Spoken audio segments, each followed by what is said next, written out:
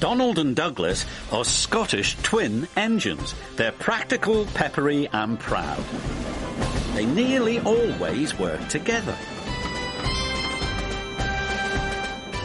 One day, Donald and Douglas were chuffing through the countryside, hauling a heavy load.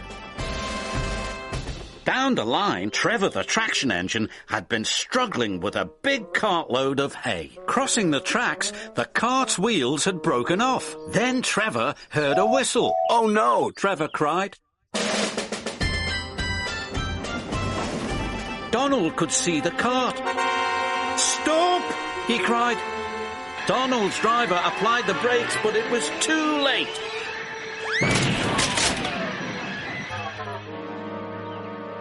Luckily, no one was hurt. "Stop being pushy," Donald snapped. "Don't call me pushy," Douglas snapped back. "You shouldn't have pushed me into the cart," huffed Donald. "You pulled me, you mean," argued Douglas. "Didn't he?" Did, no. Did too." Before long, the track was cleared, and Donald and Douglas were on their way. But the twins were so cross, they refused to speak to each other for the rest of the day.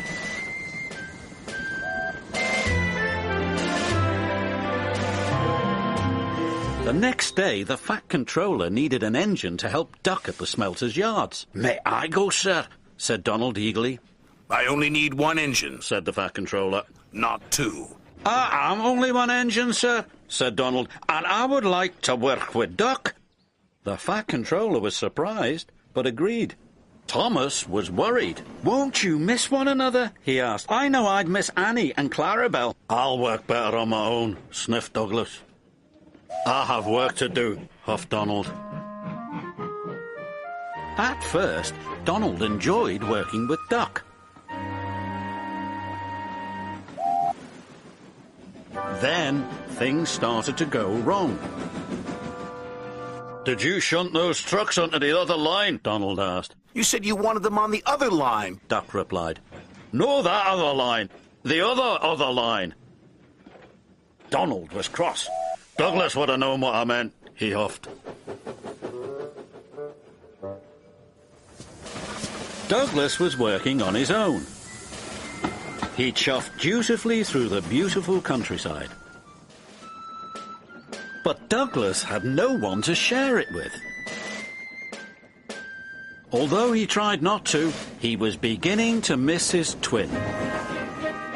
That night, Douglas's driver took him to visit Donald. "I was just passing," said Douglas. "Have you come to say you're sorry?" Donald sniffed. This made Douglas very cross. "I've nothing to be sorry for," he said, and steamed away in a huff. The next day, Donald was in a bad mood. Duck could see he was getting too close to the buffers. "Look out!" he shouted, but it was too late. Donald's driver was very cross. "This wouldn't have happened if you were working with Douglas," he said. Donald knew he was right, and Duck knew he couldn't pull Donald back onto the rails. So he went for help. Douglas was sadly finishing his work as Duck steamed into the depot. "Donald is in trouble," said Duck. "Donald in trouble!" Douglas cried. "I'm on my way!" And he steamed off as fast as he could.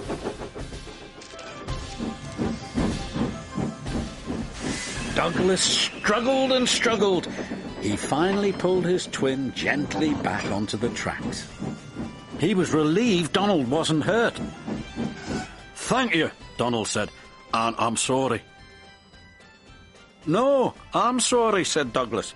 "I'm sorry," insisted Donald. "Don't argue about who's sorry," chuckled Duck. "Just be glad you're back together." And they were.